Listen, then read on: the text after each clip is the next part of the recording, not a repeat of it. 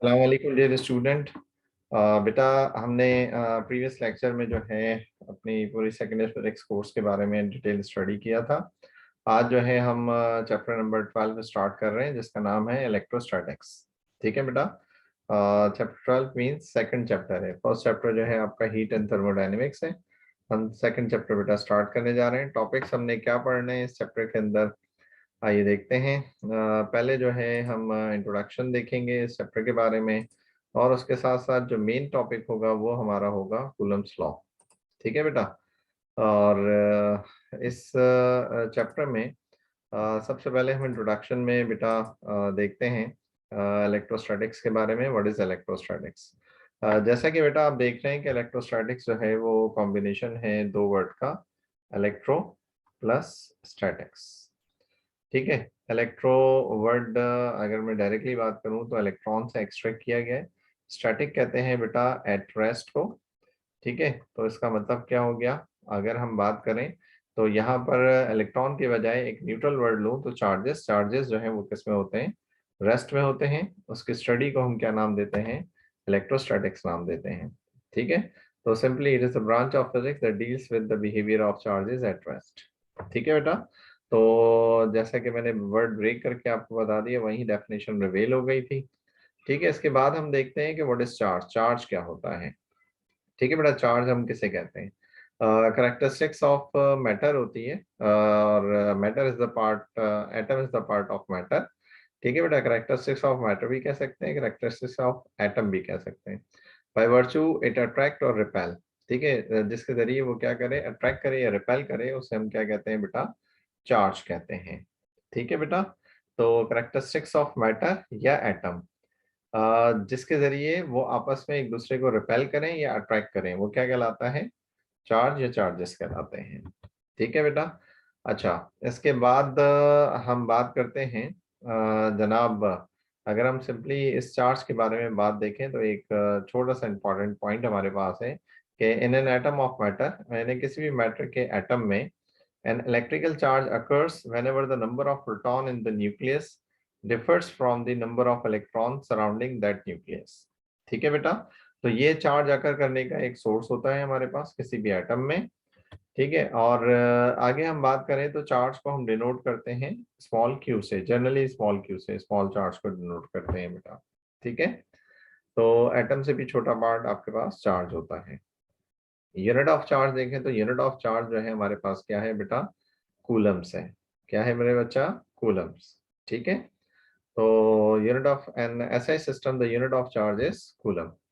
ठीक है। अब नेक्स्ट हम देखते हैं बेटा types of charges. Types of charges क्या होती हैं? तो इससे पहले इसको अंडरस्टैंड करने के लिए सबसे पहले इस एटम के स्ट्रक्चर को देखते हैं। इस एटम के स्ट्रक्चर में ये जो पार्ट है ये न्यूक्लियस है। ठीक है। और न्यूक्लियस में मौजूद आप देख रहे हैं ये प्रोटॉन है। और ये जो आपको जनाब लाइट ग्रीन कलर में जो नजर आ रहा है ये आपके पास क्या है? न्यूट्रल पार्टिकल है। ठीक है, जिस पर कोई चार्ज नहीं है। ठीक है, ये न्यूट्रॉन कहलाते हैं। वाइल अगर हम इस पर्पल ब्लू पार्ट को देखें तो हमें जो है ये नेगेटिवली चार्ज पार्टिकल नजर आते हैं जो आउटसाइड द न्यूक्लियस मौजूद होते हैं। ये न्यूक्लियस से आउटसाइड मौजूद होते हैं।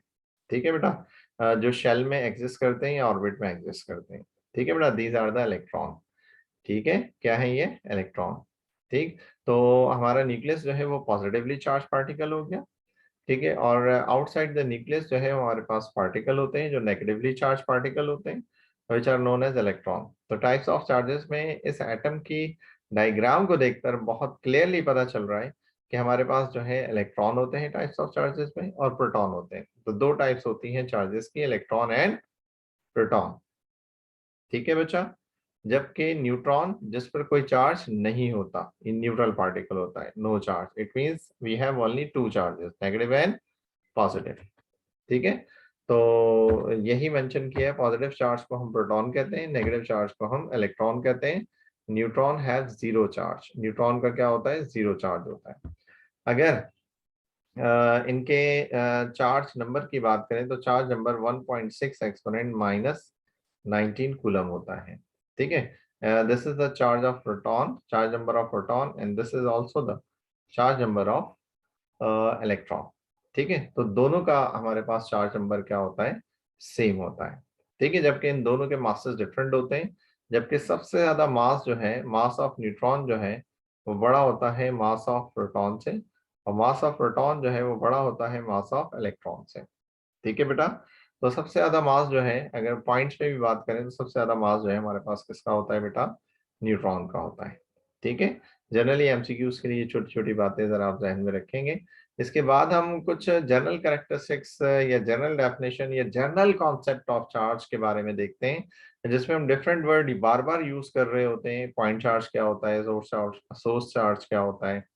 ठीक है बेटा, मजीद हम देखते हैं इसी तरह यूनिट पॉजिटिव टेस्ट चार्ज क्या होता है या टेस्ट चार्ज क्या होता है।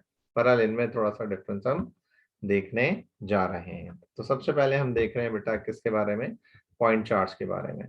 ठीक है, तो पॉइंट चार्ज जिसे हम स्मॉल चार्ज कहते हैं। ठीक है, क्या कहते हैं बेटा, स्मॉल चार्ज कहते हैं। तो पॉइंट चार्ज है क्या, इन एक्चुअल देख लेते हैं, particle of the zero size. ठीक है, ऐसा पार्टिकल जिसका क्या होता है बेटा आपके पास जीरो साइज होता है, that carries an electrical charge, जो कैरी कर सकता है किसको बेटा, इलेक्ट्रिकल चार्ज को। अब वो इलेक्ट्रिकल चार्ज पॉजिटिव भी हो सकता है और इलेक्ट्रिकल चार्ज जो है वो नेगेटिव हो सकता है। ठीक है, दोनों हो सकते हैं। ठीक है, दोनों हो सकते हैं हमारे पास, that is known as point charge. तो पॉइंट चार्ज के बेसिकली अगर मीनिंग देखें तो स्मॉलेस्ट चार्ज की बात कर रहे हैं, स्मॉल चार्ज की बात कर रहे हैं। ठीक है, और यहां पर अगर आप देखें तो पॉइंट चार्ज से मुराद जीरो साइज, जीरो मीन्स ना होने वाला नहीं, अप्रोचेस टू जीरो साइज। ठीक है, जो तकरीबन अप्रोच कर रहा हो जीरो को, लेकिन मेरे और आपके नजदीक वो चीज जो नजर नहीं आती, आप उसे जीरो अंडरस्टैंड कर रहे होते हैं। तो बेटा चार्ज को हम आम आंख से वैसे ही नहीं देख सकते हैं, अब उसमें भी स्मॉलेस्ट पार्टिकल हो तो that is considered as the zero size. हमारी आई के हिसाब से वो जीरो साइज कहलाएगा। ठीक है, अब जीरो का मतलब तो कुछ ना होना है, ये चीज मौजूद है, पॉइंट चार्ज मौजूद है, बट पॉइंट चार्ज का साइज क्या है, बहुत स्मॉलेस्ट है। ठीक है, इसे हम पॉइंट चार्ज कहते हैं। अगर हम सोर्स चार्ज की बात करें तो सोर्स चार्ज को डिनोट करते हैं बेटा कैपिटल क्यू से। ठीक है, किससे डिनोट करते हैं, कैपिटल क्यू से। और ये जो है electric charge which produce the electric field, जब सोर्स की बात हो रही है तो क्या प्रोड्यूस करेगा, electric field, that is the backbone word. ठीक है, जब सोर्स चार्ज है तो क्या प्रोड्यूस करेगा, इलेक्ट्रिकल फील्ड को प्रोड्यूस करेगा। ठीक है, और सोर्स चार्ज जनाब आम तौर पे हम इसे क्या समझते हैं बेटा, लार्ज चार्ज अंडरस्टैंड करते हैं। अब प्रीवियसली मैंने आपको बताया पॉइंट चार्ज जो है स्मॉलेस्ट चार्ज होता है which is about the zero size, तकरीबन जीरो साइज के बराबर है। लेकिन अगर मैं सोर्स चार्ज की बात करूं तो सोर्स चार्ज जो है एक लार्ज चार्ज होता है। ठीक है, एक बड़ा चार्ज होता है, इन यूजुअली पॉइंट चार्ज के मुकाबले में बड़ा होता है। ठीक है बेटा, अच्छा ये जो है सोर्स चार्ज की अगर बात करें तो हम इसे किस तरह बता सकते हैं, it may be the point charges. ये क्या हो सकता है, पॉइंट चार्जेस भी हो सकते हैं, और continuous of distribution of charges, continually distribution of charges भी हो सकते हैं। ठीक है, तो ये मेन वर्ड है, मेन पॉइंट्स है किसके लिए, सोर्स चार्जेस, सोर्स चार्ज के लिए।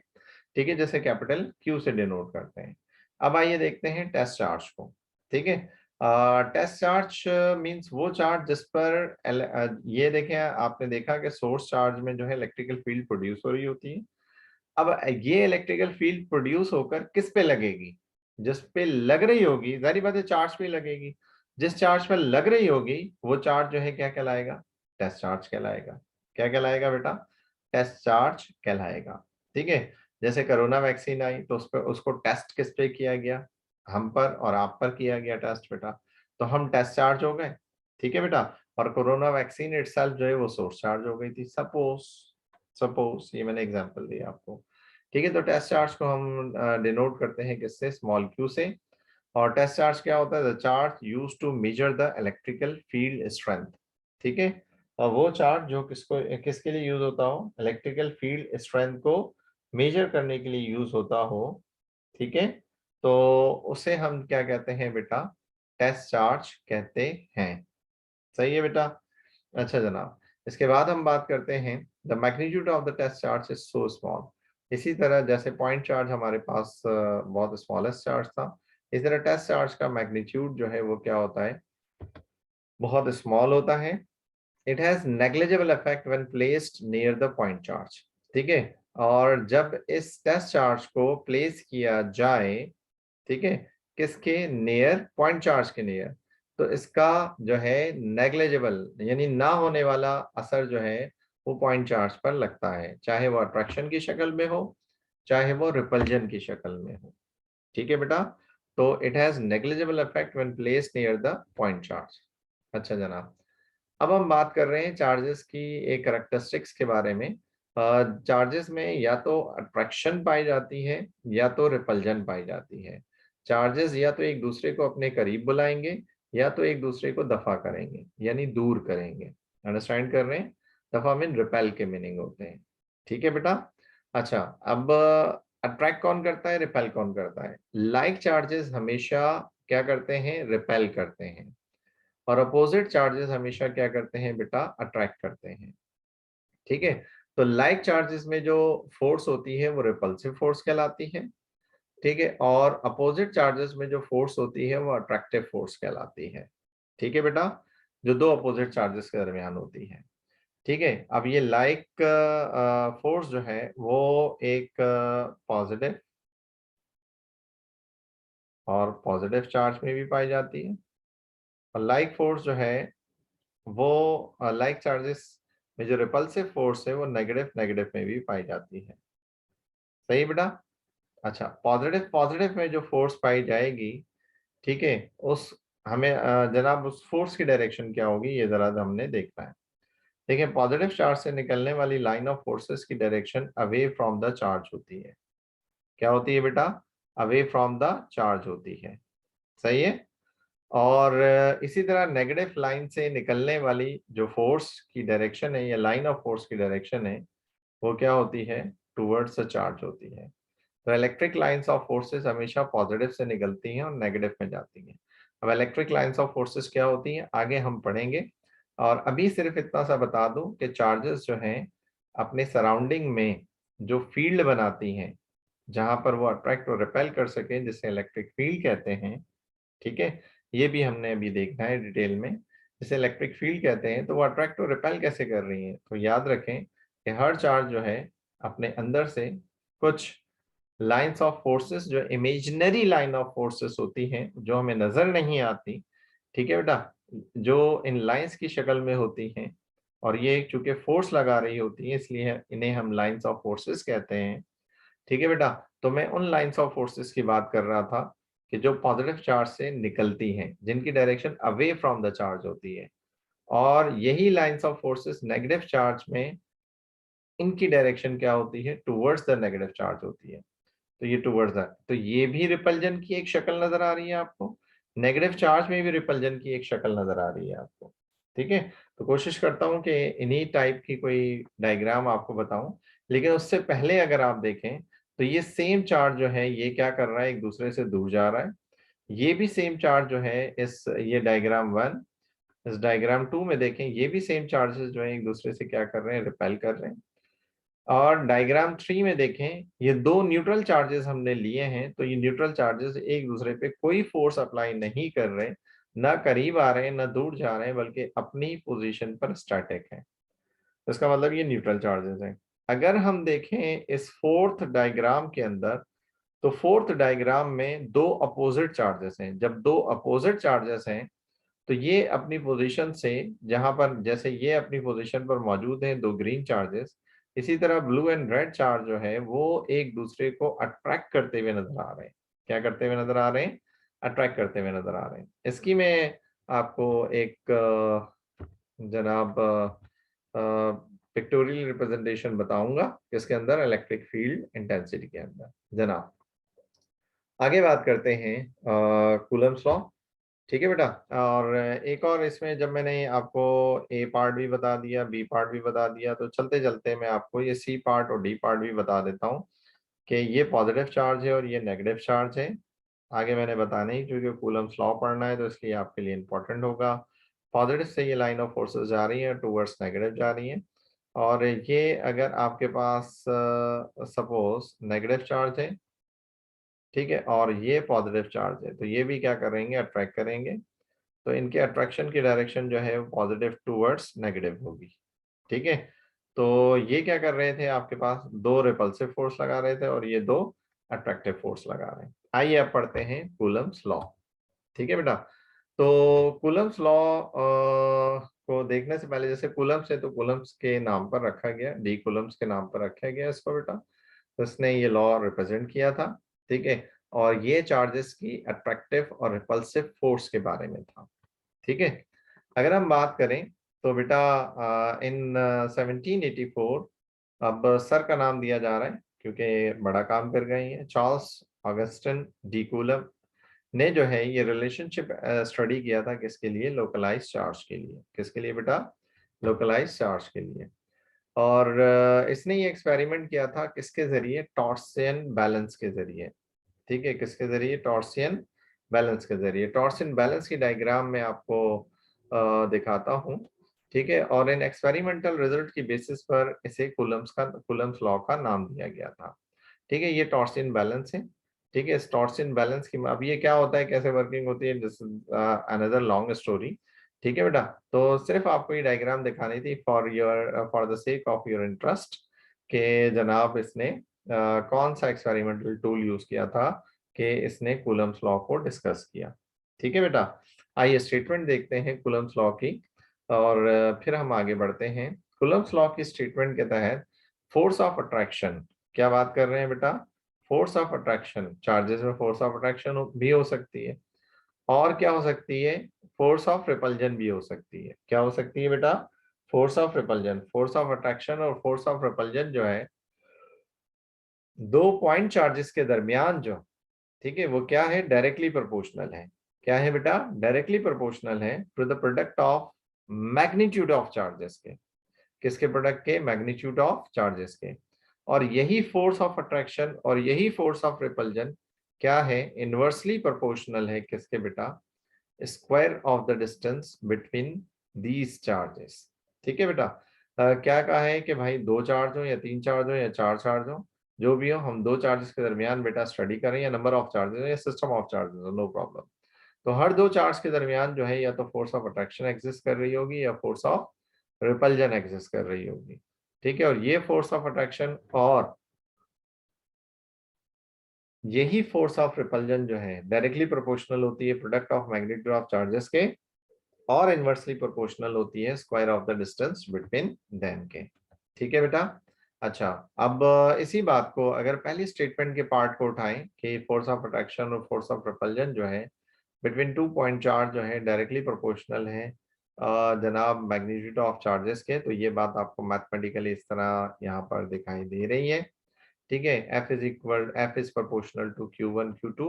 Q1 Q2 दो पॉइंट चार्जेस हैं, ठीक है बेटा, जिनके बारे में हम बात कर चुके हैं, ठीक है। अच्छा, इसी तरह आपके पास जो है यही फोर्स इनवर्सली प्रोपोर्शनल होती है square of the distance between them के। तो हम इस बात को किस तरह लिख सकते हैं कि F प्रोपोर्शनल है किसके बेटा, 1/r² के। तो ये आपके पास जो है जनाब दूसरा पॉइंट हो गया। अगर हम मजीद बात करें कि इक्वेशन 1 और इक्वेशन 2 को कंबाइन कर लें, किसको बेटा, इक्वेशन 1 और इक्वेशन 2 को कंबाइन कर लें, तो हमें क्या मिलेगा बेटा, इस इक्वेशन 1 और इक्वेशन 2 को कंबाइन करने पे हमें क्या मिलेगा, F is proportional to Q1 Q2 over r² मिलेगा, ठीक है बेटा।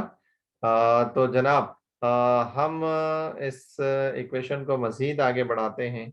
जब हम प्रोपोर्शनैलिटी का साइन को ओपन करते हैं तो हमें क्या मिलता है बेटा, is equal to an constant मिलता है। यहाँ पर कांस्टेंट को डिस्कस करेंगे कि कूलम ने इस कांस्टेंट को क्या बताया।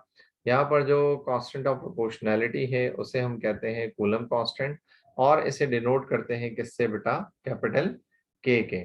और इसकी वैल्यू डिपेंड करती है किसके ऊपर, nature of medium between the charges के, nature of medium between the charges के, ठीक है। किसकी वैल्यू, के की वैल्यू। के क्या है, कूलम कांस्टेंट है। के क्या है बेटा, कूलम कांस्टेंट है। इसकी वैल्यू डिपेंड किस पर कर रही है बेटा, nature of the medium between the charges के, ठीक है। अच्छा, इसी तरह जब हम उस कांस्टेंट की जगह के अप्लाई करेंगे तो ये इक्वेशन की शक्ल इस तरह नजर आएगी, F इज इक्वल टू के Q1 Q2 over are square. ठीक है, फोर्स याद रखिएगा वेक्टर क्वांटिटी है, लेकिन अभी मैंने इसको वेक्टर फॉर्म में कंप्लीटली नहीं दिखाया है, मैं दिखाऊंगा। ठीक है, इसका मतलब मैग्नीट्यूड ऑफ फोर्स की हम बात कर रहे हैं यहाँ पर। ठीक है, ये ध्यान में रखिएगा। अच्छा, इसी तरह कूलम्स लॉ फ्री स्पेस में हम किस तरह लिख सकते हैं?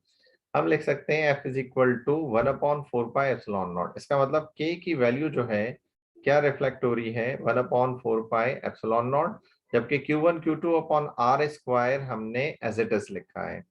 Q1 Q2 upon R square हमने क्या लिखा है बेटा, एज इट इज लिखा है। जबकि K की वैल्यू हमारे पास क्या होती है, 1/4πε0 होती है। K की वैल्यू क्या होती है बेटा, 1/4πε0 होती है। ठीक है। अच्छा, अब मजीद देखते हैं कि एप्सिलॉन नॉट जो है वो आपके पास इलेक्ट्रिकल कांस्टेंट है, और इसे हम कहते हैं परमिटिविटी ऑफ फ्री स्पेस। ठीक है, इस एप्सिलॉन नॉट को हम क्या कहते हैं, परमिटिविटी ऑफ फ्री स्पेस। और ऐसा सिस्टम में जो इसकी वैल्यू हमें मिलती है बेटा, वो कितनी मिलती है, 8.85 एक्सपोनेंट माइनस 12। कितनी मिलती है बेटा, 8.85 एक्सपोनेंट माइनस 12 कूलम स्क्वायर पर न्यूटन पर स्क्वायर मीटर। ठीक है, तो अगर आपने इसकी यूनिट निकालनी है तो इस एप्सिलॉन नॉट को आप इधर f की जगह पे ले जाइए, f मल्टीप्लाई से डिवाइड में ले आइए, तो आपके पास एप्सिलॉन नॉट का जो फॉर्मूला बन जाएगा यूनिट निकालने के लिए, वो क्या बन जाएगा, Q1 Q2 अपॉन 4π/f(r²). तो आप जो है यहाँ पर क्लियरली देख रहे हैं, इसकी यूनिट कूलम, इसकी यूनिट कूलम, इसकी यूनिट न्यूटन, इसकी यूनिट स्क्वायर मीटर। तो कूलम स्क्वायर पर न्यूटन पर स्क्वायर मीटर, ये आपको नजर आ रहा होगा। एक्सक्यूज मी, सही है बेटा। अच्छा, अब यही बात की गई कि जनाब अगर दो चार्जेस हैं, चाहे उनमें अट्रैक्टिव फोर्स हो चाहे रिपल्सिव फोर्स हो, अगर इनमें अभी क्या था, फ्री स्पेस था। ठीक है, ठीक है, परमिटिविटी ऑफ फ्री स्पेस थी। अगर हम कोई मीडियम ले आए, यानी हम कोई पेपर लगा दें या फॉइल लगा दें इन दो चार्जेस के दरमियान, तो क्या होगा, फोर्स वीक होगी या स्ट्रांग होगी? तो ऑफ कोर्स हमें यहाँ पर इन कॉमन सेंस पता चल जाएगा कि अगर दो चार्जेस के दरमियान अगर हम फॉइल या पेपर लाते हैं तो फोर्स इनके दरमियान वीक हो जाएगी। कैसे होगी वो हम देख रहे हैं कि अगर डाइलेक्ट्रिक मीडियम प्रेजेंट होगा तो हमेशा जो है इनके दरमियान फोर्स जो है रिड्यूस होगी। इसी तरह और किस फैक्टर से रिड्यूस होगी वो हमने देखना है, और वो जो फैक्टर है हमारे पास कहलाता है एप्सिलॉन आर। एप्सिलॉन आर के फैक्टर से ये फोर्स क्या होगी, रिड्यूस होगी, जिसे हम कहते हैं रिलेटिव परमिटिविटी। क्या कहते हैं बेटा, रिलेटिव परमिटिविटी कहते हैं। सही है बेटा, और एप्सिलॉन आर से डिनोट करते हैं। तो अब के की वैल्यू को हम लिखते हैं, कूलम कांस्टेंट को अब हम लिखते हैं जब डाइलेक्ट्रिक मौजूद होगा किसके दरमियान, चार्जेस के दरमियान, तो हम के की वैल्यू को क्या लिखेंगे, 1/4πε0 इंटू एप्सिलॉन आर लिखेंगे। सही है बेटा, ओके। अच्छा, अब इसके बाद जो है जनाब Coulomb's law for dielectric medium को हम किस तरह लिख सकते हैं, तो F की जगह हमने F प्राइम लिख दिया, विच इज 1/4πε0 पहले था, अब एप्सिलॉन आर भी ऐड कर दिया, Q1 Q2 upon R square. अच्छा, यहाँ पर एक और इजाफा करता हुआ चलूं कि एप्सिलॉन जो है वो प्रोडक्ट होता है epsilon naught into epsilon R का। तो अब एप्सिलॉन नॉट जो है वो किसके बराबर हो सकता है, एप्सिलॉन अपॉन एप्सिलॉन आर का। एमसीक्यू उसके लिए ध्यान में रखिएगा, या एप्सिलॉन आर निकालना हो तो एप्सिलॉन आर जो है किसके बराबर होगा, एप्सिलॉन अपॉन एप्सिलॉन नॉट का। तो एमसीक्यूज के लिए ये बातें आपको पता होनी चाहिए। ठीक है, और आगे भी हम आपको मजीद जो है बात बताएंगे आगे में। एमसीक्यूज अगर नहीं आया तो मैं खुद आपको क्लियर कर दूंगा अबाउट कूलम्स लॉ। आगे देखें, कूलम्स लॉ वेक्टर फॉर्म में भी, क्योंकि फोर्स वेक्टर क्वांटिटी है तो कूलम्स लॉ को हम वेक्टर फॉर्म में भी लिख सकते हैं। ठीक है बेटा, वेक्टर फॉर्म में लिखने का मकसद क्या है, मैं आपको बता दूं कि लेट सपोज एक चार्ज है, ये दूसरा चार्ज है, ये चार्ज 1 है, ये चार्ज 2 है। चार्ज 1 2 पे फोर्स लगा रहा होगा तो 2 भी 1 पे क्या अप्लाई कर रहा होगा, फोर्स अप्लाई कर रहा होगा। तो दोनों चार्जेस एक दूसरे पे फोर्स अप्लाई कर रहे होंगे, अगर चार्ज 1 2 पे फोर्स अप्लाई, चार्ज 1 चार्ज 2 पे फोर्स अप्लाई करता है तो उसे F12 कहते हैं, और चार्ज 2 जो है वो चार्ज 1 पे फोर्स अप्लाई करता है तो उसे F21 लिखते हैं सब स्क्रिप्ट में बेटा, ठीक है। और लेकिन दोनों फोर्स का मैग्नीट्यूड क्या होगा, सेम होगा, बट डायरेक्शंस क्या होंगी, अपोजिट होंगी, इतना सा फर्क होगा। From Newton third law of motion, to every action there is a reaction which is equal in magnitude but opposite in direction. तो ये Newton third law of motion की एक शक्ल यहाँ पर लिखी है कि अगर चार्ज 1 2 पे फोर्स लगा रहा है तो 2 भी किस पे फोर्स लगाएगा, 1 पर, बट किस डायरेक्शन में, अपोजिट डायरेक्शन में, ठीक है बेटा। इसके तहत अगर हम देखें तो R12 जो है वो यूनिट वेक्टर है directed from charge Q1 to Q2, और इसी तरह जो है इस फोर्स को हम इस तरह लिख सकते हैं F12 is equal to 1/4 pi epsilon naught Q1 Q2 upon R square, और ये आ गई इसकी डायरेक्शन। ये क्या बता रहा है, डायरेक्शन बता रहा है, ठीक है, वेक्टर फॉर्म होने की डायरेक्शन बता रहा है। इसी तरह अगर चार्ज 2 1 पे फोर्स लगाएगा जो डायरेक्टेड है चार्ज 2 से 1 की जाने, तो हम इस फोर्स को लिख सकते हैं 1/4 pi epsilon naught Q1 Q2 upon R square, ठीक है, इनटू सिर्फ डायरेक्शन का फर्क आया है, आप देखें बाकी मैग्नीट्यूड सेम है, ठीक है। आर कैप यूनिट वेक्टर होता है, यूनिट वेक्टर क्या बताता है, डायरेक्शन बताता है, क्या बताता है बेटा, डायरेक्शन बताता है। आइए अब कुछ इंपॉर्टेंट रिजल्ट्स या इंपॉर्टेंट पॉइंट्स हम अंडरस्टैंड करते हैं अबाउट कूलम्स लॉ। तो क्या कहता है, the force is along the straight line joining the centres of charges. जो फोर्स होती है वो जनाब स्ट्रेट लाइन होती है जो दोनों चार्जेस को ज्वाइन कर रही होती है, मिला रही होती है, अट्रैक्ट या रिपेल कर रही होती है। अगर दो चार्ज जो है सेम साइन के हैं तो इलेक्ट्रोस्टैटिक फोर्स जो है वो रिपल्सिव होगी, ठीक है। मैं फिर रिपीट कर रहा हूं, अगर दो सेम चार्जेस हैं तो उनके दरमियान रिपल्सिव फोर्स एग्जिस्ट करेगी, और उसको लिखने का फॉर्मूला हमारे पास होता है प्लस साइन के साथ 1/4 pi epsilon naught Q1 Q2 upon R square into R cap. R cap again unit vector है, ये आर कैप क्या है, यूनिट वेक्टर है, ठीक है बेटा।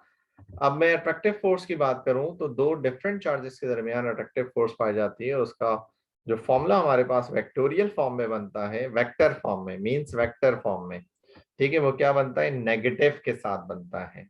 किसके साथ, नेगेटिव। तो नेगेटिव जो है अट्रैक्शन को शो कर रहा है 1/4 pi epsilon naught Q1 Q2 upon R square into R cap. R cap है ये, याद रखिएगा, यूनिट वेक्टर को डिनोट कर रहा है, ठीक है। नेक्स्ट हम बात करें तो चार्ज की जो वैल्यू है इलेक्ट्रॉन या प्रोटॉन के लिए 1.6 एक्सपोनेंट माइनस 19 कूलम होती है, ठीक है। नंबर ऑफ इलेक्ट्रॉन निकालने के लिए जो चार्जेस का फॉर्मूला है वो आपके पास जो है फॉर्मूला क्या होता है, मैं आपको बता देता हूँ। ये formula number of electron in coulomb जो है वो होता है 1 अपॉन देखें Q is equal to N E होता है, तो N is equal to Q upon E हो जाएगा। अगर एक चार्ज है और charge number 1.6 exponent minus 19 coulomb है, तो इसको जनाब नंबर ऑफ चार्जेस निकालने के लिए एक कूलम जनाब में नंबर ऑफ चार्जेस जो हैं वो कितने होते हैं, 6.25 एक्सपोनेंट 18 इलेक्ट्रॉन्स होते हैं। अगर आप 1 से डिवाइड कर दें इसको तो ये आंसर आता है आपका, ठीक है बेटा। तो ये number of electron in 1 coulomb जो है ये एग्जिस्ट कर रहे होते हैं। अच्छा मेरे बच्चा, एक बात और लेक्चर वाइंड अप करने से पहले एमसीक्यू सेव करने के लिए एक बात और बता दूं, जैसा कि F is equal to 1/4 pi epsilon naught Q1 Q2 over R square है, ठीक है। और इसी तरह F प्राइम डाइलेक्ट्रिक के लिए बेटा वो हमारे पास क्या है, 1/4 pi epsilon not epsilon R into Q1 Q2 over R square मौजूद है। तो अब जरा देखिएगा मेरे बच्चा, देखिएगा मैं 1/1 एप्सिलॉन आर अलहदा लिख रहा हूँ और यहाँ लिख रहा हूँ 1/4 pi epsilon naught Q1 Q2 over R square. तो मेरे बच्चा इस पूरे फैक्टर की जगह मैं क्या लिख सकता हूँ, F लिख सकता हूँ, ये देखो चेक करो, ठीक है। तो मेरा फॉर्मूला ये F प्राइम है, हाँ। तो मेरा फॉर्मूला क्या बन जाएगा, इधर मैं लिख देता हूँ F prime is equal to F upon epsilon R। ये एमसीक्यू सेव करने के लिए मैंने आपको बताया रिलेशनशिप, और इसी तरह F इज इक्वल टू क्या हो जाएगा, F prime into epsilon R, जिस शक्ल में भी एमसीक्यूज पूछा जाए आप जवाब दे सकते हैं। ठीक है बेटा, उम्मीद करता हूँ यहाँ तक आपने अंडरस्टैंड किया होगा। ठीक है, नेक्स्ट लेक्चर में मिलते हैं।